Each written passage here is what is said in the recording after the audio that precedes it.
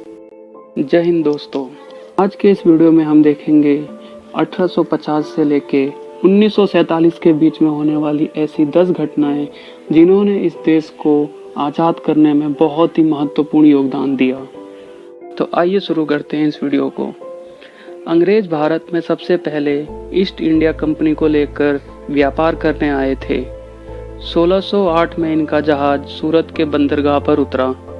प्रदेश का मुआयना करने के बाद इन्होंने सबसे पहली फैक्ट्री 16 से 11 में आंध्रा के तट पर मसूलीपट्टनम में और बाद में 1612 में सूरत में स्थापित की। इसके बाद जैसा कि हम जानते हैं कैसे इन्होंने अपनी जड़ें फैलानी शुरू की और व्यापार करते करते इन्होंने राजनीति में भी अपने हाथ डाल दिए और पूरे भारत पर आधिपत्य जमा लिया। तो आइए जानते हैं कि आखिर वो कौन से 10 महत्वपूर्ण कारण रहे जिनकी वजह से अंग्रेजों को भारत देश छोड़ के जाना पड़ा। सन 1700 तक इन्होंने देश के हर रजवाड़े पर अमूमन अपना अधिकार जमा लिया था। सन 1700 से 1943 के बीच में होने वाली ऐसी 10 घटनाएं जिन्होंने अंग्रेजों को भारत से जाने पर मजबूर कर दिया। नंबर 1 पर आता है 1857 का विद्रोह। जब ब्रिटिश आर्मी के सिपाही मंगल पांडे ने कोलकाता में एक ब्रिटिश सार्जेंट को गोली मार दी, फिर जनरल हर्से ने एक दूसरे सिपाही को मंगल पांडे को गिरफ्तार करने के लिए कहा, पर उस सिपाही ने ऐसा करने से मना कर दिया। तब उस जनरल हर्से ने मंगल पांडे और उस सिपाही को फांसी की सजा दे दी। यह बात धीरे धीरे पूरे देश के अलग अलग छावनियों में फैल गई और पहली बार भारतीय का ब्रिटिश सरकार के प्रति आक्रोश देखने को मिला।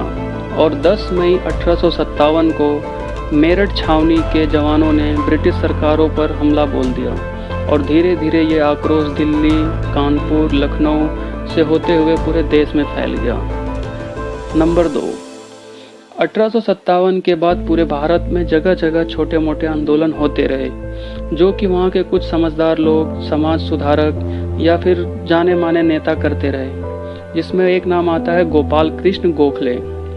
इन्हें गांधी जी का राजनीतिक गुरु भी कहा जाता है।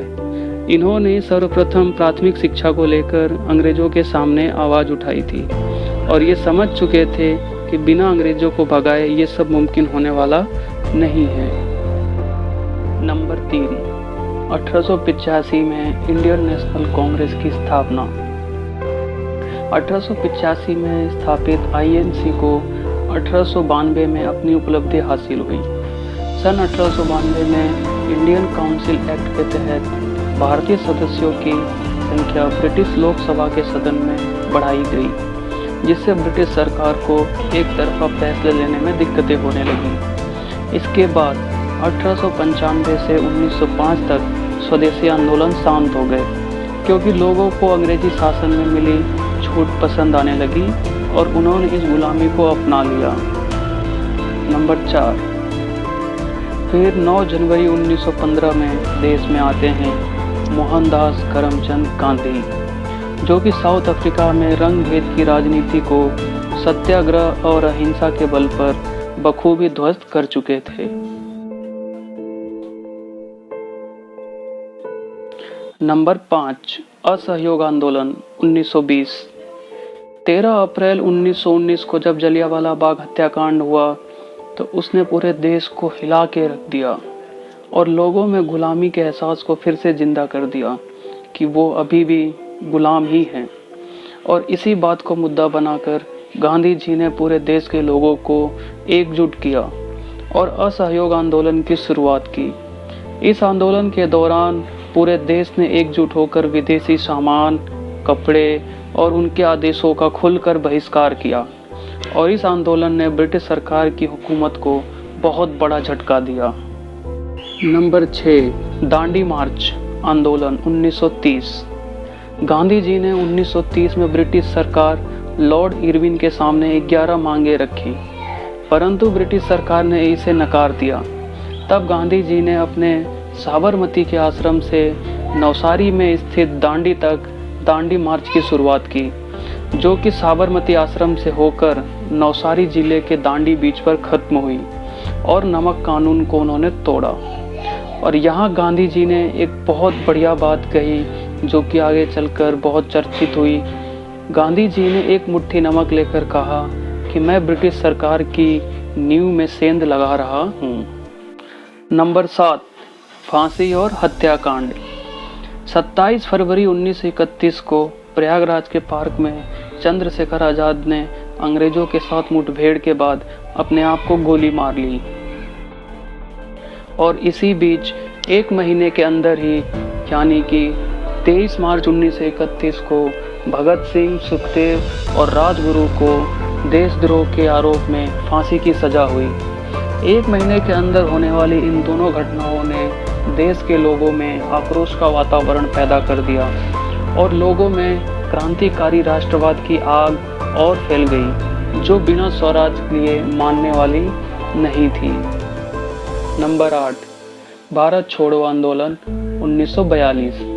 जब पूरे विश्व में विश्व युद्ध 2 चल रहा था, तब गांधी जी और सुभाष चंद्र बोस को यह समय सबसे उचित लगा अंग्रेजों को इस देश से भगाने का।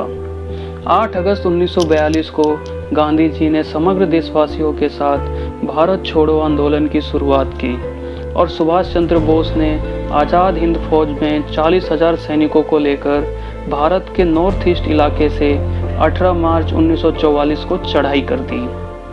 भारत छोड़ो आंदोलन सन 1945 तक चला, जिसने पूरी ब्रिटिश हुकूमत को यह एहसास दिला दिया कि अब स्वराज लिए बिना भारतवासी मानने वाले नहीं हैं। नंबर 9, विश्व युद्ध द्वितीय।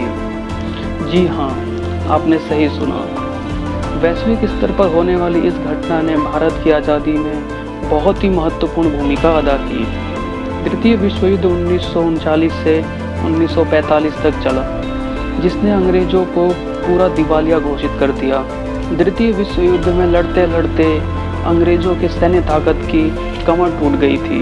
इनके पास किसी भी विद्रोह को कुचलने के लिए पर्याप्त सैनिकों की मात्रा बची ही नहीं थी और अंग्रेजों को दूसरे देशों के साथ होने वाली लड़ाई के लिए भी भारत से सैनिकों को लेकर जाना पड़ा। नंबर 10, 1947। और आखिर इतने संघर्ष और बलिदानों के बाद वो दिन भी आया जब अंग्रेजों को इस देश की बागडोर भारत के हवाले करनी पड़ी। 14 अगस्त 1947 को ही इंग्लैंड के लॉर्ड माउंटबेटन ने देश की प्रभुता संपन्नता गांधी जी और इंडियन नेशनल कांग्रेस को दे दी और हमारा देश 15 अगस्त 1947 को आज़ाद हुआ और उस दिन को हमारे देश में स्वतंत्रता दिवस के रूप में मनाया जाने लगा। धन्यवाद। अगर आपको ये वीडियो पसंद आई हो तो कृपया इसे लाइक करें, कमेंट करें और सब्सक्राइब करें।